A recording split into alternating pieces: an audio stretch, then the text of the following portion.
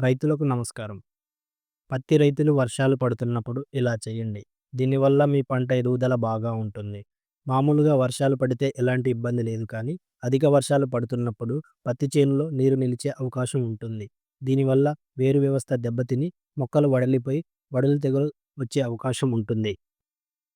కాబట్టి చేనులో నీరు ఎప్పటికప్పుడు తొలగించి 319 లేదా 13,045 అనే మందును 1 లీటర్ నీటికి 10 గ్రాముల చొప్పున కలిపి మొక్కపై పిచికారీ చేయాల్సి ఉంటుంది. దీనివల్ల పంట ఎదుగుదల బాగుంటుంది.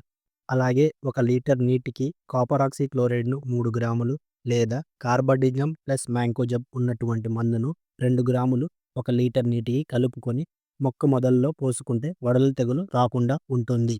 ఇలాంటి మరిన్ని ఉపయోగకరమైన వీడియోల కోసం ఇప్పుడే గణేష్ అగ్రిటెక్ ఛానల్‌ని సబ్స్క్రైబ్ చేసుకోండి.